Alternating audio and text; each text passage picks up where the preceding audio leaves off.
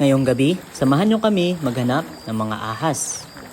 Ang herping ay isang aktibidad kung saan naghahanap ng mga reptiles at amphibians, katulad na lamang ang mga ahas. Pag sumapit ang dilim, hindi lang ahas ang nakikita.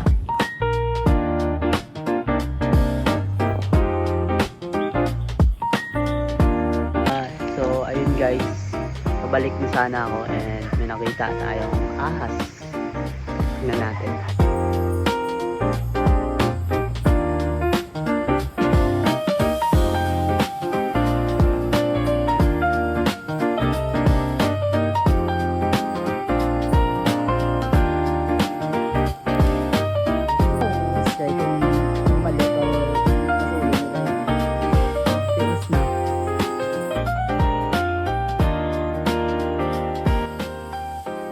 So makikita nyo dito, ito ang tinatawag na Marens Franzbach. And ito, natutulog lang sa gabi dahil aktibo sila sa umaga. And gayon, may nakita ulit kami. Mas malaki naman to. Yan sa taas, nakikita nyo ang laki.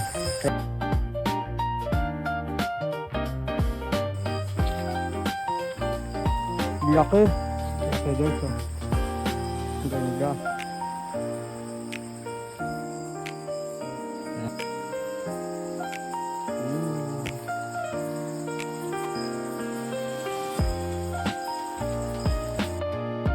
At dito lang muna magtatapos ang ating paghahanap.